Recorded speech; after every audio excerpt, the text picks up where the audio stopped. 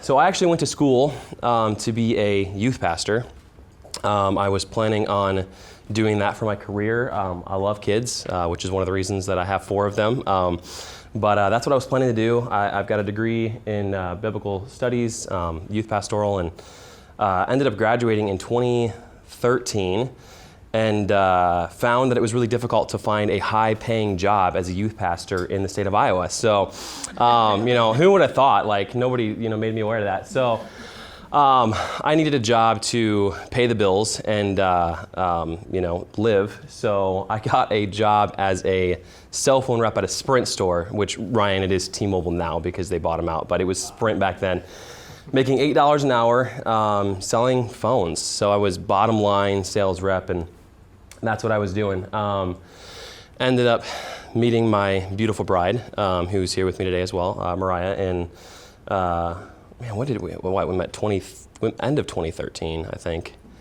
Middle of 2013, somewhere there. Anyway, so we got married in 2014, and we were renting an apartment at the time, which I think I'm kind of getting ahead of myself, but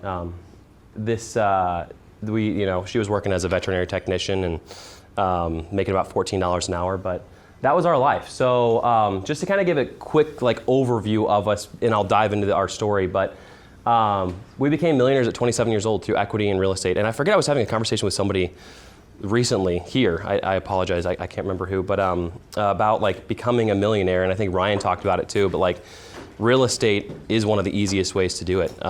It happened without us even knowing it, just through sweat equity from purchasing properties and renovating them. I retired, quote, retired from my job at 29 in October of 2022. And we've been married for 10 years now? 4 kids, all under 8.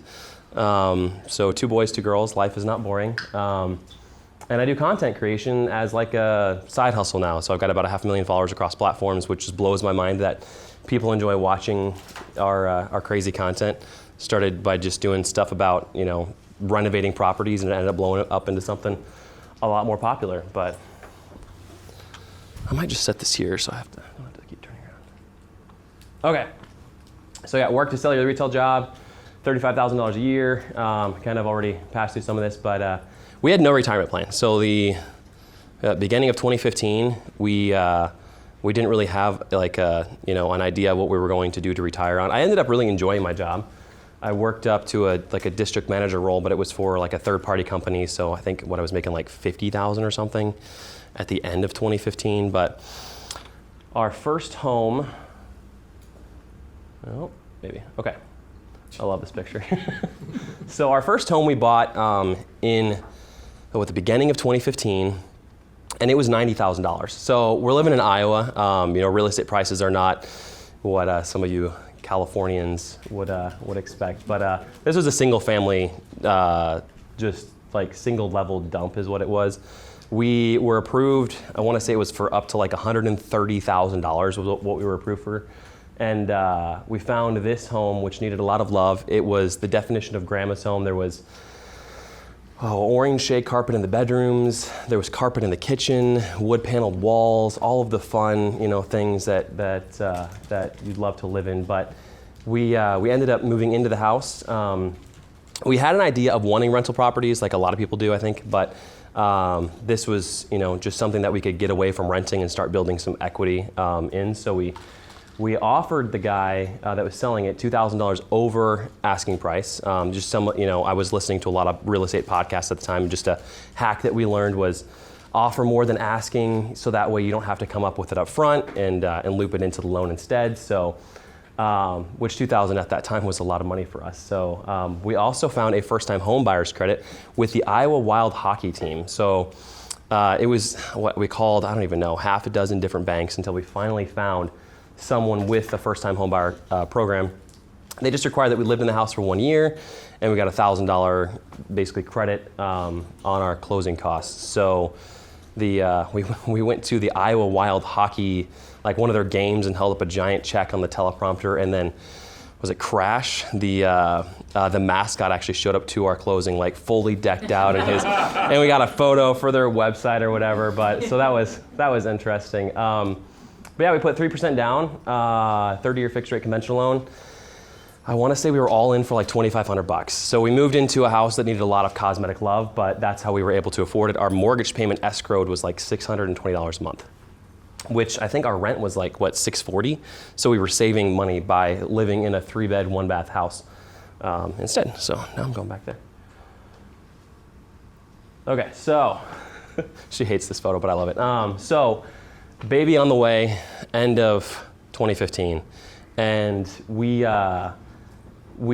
both desired when we got married for her to stay home eventually and raise the kids. So she wanted to be a stay-at-home mom. We actually homeschool our kids now as well, which we both love. But I think at that time I was like a senior sales rep. So instead of $8 an hour, it was $10 plus commission. So, massive income. But it's like, what the heck are we gonna do to be able to, have some sort of supplemental income or be able to make this work? And I desired, freedom from my job. Her parents, when we met, they were already retired from their job doing real estate full time, so they were kind of our inspiration to do this. But they were spending a month each year down in Tucson on a beach, or not on a beach, but on a retirement home at that time. But now they're doing South Padre Island on the beach. But they were down there for a month, and we wanted to kind of follow in those footsteps. But then when they started, it was zero doc loans pre-2008, so it was a little bit easier. But I'm driving to work every day and listening to different podcasts, and I forget who it was, but this guy talked about this idea of house hacking. So instead of like the traditional house hacking where you would move into a duplex or fourplex or whatever and then rent out the other units, you live in a house for a year, fix it up, then move out, then rent that house out, and just repeat that process. So that's what we ended up doing. After 1 year in that first house, we moved. Oh, did I skip one? Nope. Hold on here. So after 1 year living in that first house, we moved. Our mortgage payment was $620, and we were renting that thing out for $1,200 a month. So for us making $40 to $45K a year at that time, that was pretty significant passive income. We had done all of the renovations on our own. We were so broke though, like we would save up a little bit and then renovate something, save up again. We did our own carpet in that house, which I'm sure held up really well. But we also did like a countertop paint kit. Okay, we were so broke, it's like we can't even just replace this counter with anything. So what was like $150 maybe max, and we ended up painting this whole countertop, and it smelled awful, and I'm sure it did not hold up at all. But it looked cool for renting it out. But yeah, so we ended up moving every year. We did this 5 times in 5 years. We moved to avoid mortgage fraud. We lived in the house for a year as we renovated it, and we would just buy crummy homes. But this route, instead of saving up 20%, which for us was just not attainable, for years and years at least, we only put 3% down because they were primary residences that we were living in and moving into. So with each house that we moved into, it was, a whole nother journey of just, busting through walls and doing all sorts of stuff that I'm sure we needed permits for that we, probably should have pulled. But, it was all safe. We pulled permits when we needed to. Like YouTube and Instagram and just watching videos, like learning how to do this I was a tech guy. Like I grew up, my dad's an IT guy and doesn't know how to do any of this stuff. And we learned how to lay flooring and do tile, which looked terrible, but it still stayed on the wall. And we did it ourselves, and it was a way that we could actually make this work. But after 5 years, the 5th house that we moved into, it's actually this one, and it's the house that we live in today. We've been there for 5-6 years now, but it's a small acreage, and we were planning on doing it 10 times total, but you get really worn out moving that often, especially as you accumulate stuff and accumulate kids. It becomes harder to move, and nobody loves living in construction, but We actually, our bathroom upstairs in this house, we just gutted it. I did like a few days ago, just for fun, to update that finally. But yeah, it was fun. 20% down didn't need to happen until after we stayed put here because we loved the land. We've got a few acres and the location, so we're building this into our dream home. And then we started to put 20% down because then we had the cash flow from our properties to be able to do that. All right, so let's see. I want to say, and maybe I have it on here, I'm not sure, but it was 2021, I think, the end of 2021, that we finally got into the short-term rental space. So we had done long-term renting. That's what we were comfortable with. It was easy. People like to do things that they're comfortable with. Nobody loves jumping out of their space. I'm sure there's people here that probably want to have short-term rentals and only have long-term. I feel like I heard somebody else already say that, but we were uncomfortable with it. And I had been listening to different guys on social media just talk about, does anybody know the name Michael Elefante?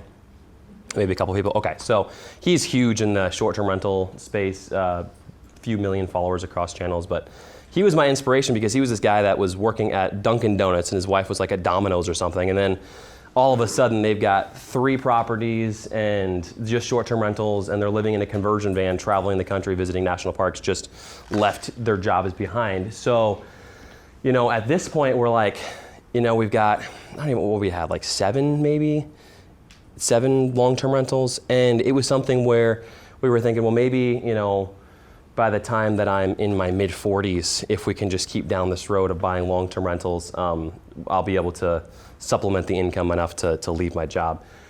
But I was listening to this stuff about short-term rentals, and it's like, well, maybe we can, accelerate that process by doing this. So we were, like, we've always been hands-on with stuff. So for us, like, even though my thought process with not understanding short-term rentals was just, it has to be in a popular vacation spot, we wanted to have our hands on it, and we live in Des Moines, Iowa, which is a super hot vacation destination. I know everyone wants to go there. Our winters are fantastic. But we ended up purchasing a property, and like, I'm always the one, and I'm sure she'll agree with this, but I'm sorry I keep looking at you, but she's like, leave me out of this. I've always been the one like with the initial like wild idea, and then she grounds me with it. So she's like, okay, well, what if this happens? What if this happens? What can we fall back on? So it was a house. We bought it for $160,000, old home. It was built in like 1910, I think. But it's like smack dab downtown Des Moines with shops, restaurants, popular, places to walk like nearby. But it was very run down. But we purchased it in, it was 30 minutes from where we live, so we could still renovate it ourselves. We spent, I think, $22,000 on renovations and furnishings of this house. We bought new beds and couches, but everything else was like Goodwilled because we're like, well, we don't want to waste this money, not knowing what it's going to do. This is not that house. This is actually our newest one, but we have since updated that one as well. But we went cheap on amenities, but in the first year of having that short-term rental, it ended up doing $63,000 in booking revenue the first year. We ended up cash flowing. It was like $2,500, almost $3,000 a month just from that first house. So that was the big thing for us. And I'll kind of get into like how we chose our house here in a second, but that was the big eye opener for us of we can make this happen a lot faster with short-term rentals too. So okay, so it was 2022, and this was a year after we opened our first one, and we were in contract to close on our second short-term rental, also downtown Des Moines. And I visited. Well, we went to it was Tony and Sarah Robinson, the Real Estate Robinsons, if you follow them on social media. We went to their short-term rental conference in Newport Beach, California. And we were in contract on the second house. I was still working full-time. At that point, I had a job as like a contracted position with Google. I loved my job, but it was very demanding. And somebody that I was talking with there said to me, they're like, what's preventing you from leaving your job and just doing this full-time? Because that was still my desire to do that eventually. And I'm like, well, I like having my income so that way I can qualify for conventional loans.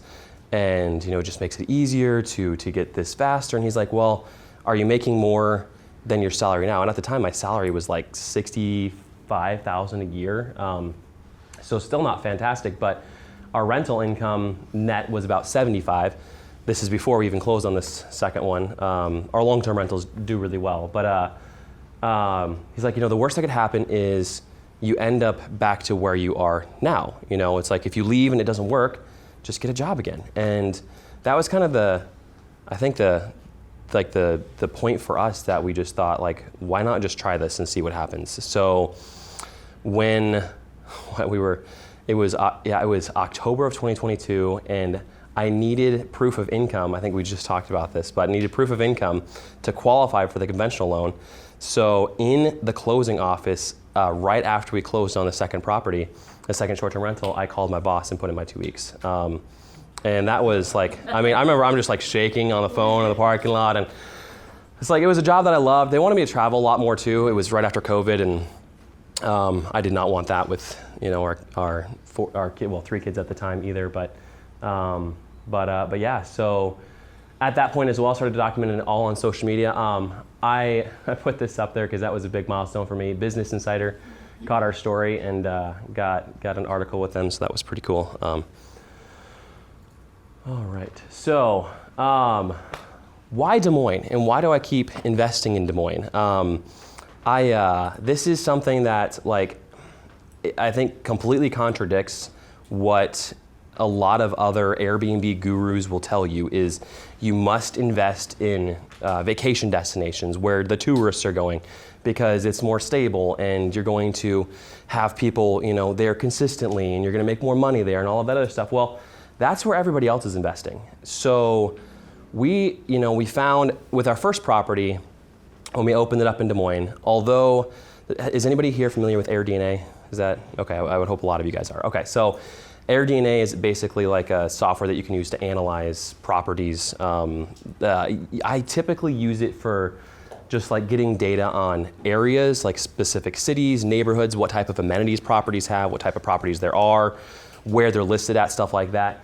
But I used AirDNA, and I searched Des Moines, Iowa, and it gives you like a score, like an investability score from 0 to 100, 100 being best, 0 being worst. Des Moines had like a 23, so it was like red, and it was not great. But the one thing that I saw was that out of the 900 listings in the entire metro area, like 80% of them slept 6 people or less.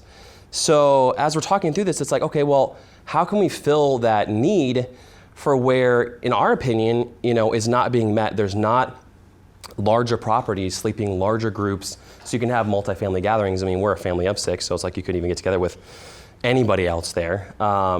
So we just didn't see that. And like you look in vacation spots and they're just going all out on these huge amenities and have all of this crazy stuff. It's like there was not a single property in Des Moines like that. Most properties, like hardly any, had a hot tub, and the ones that did were like Sleeps 4 or something like that, where it's just more of an intimate setting.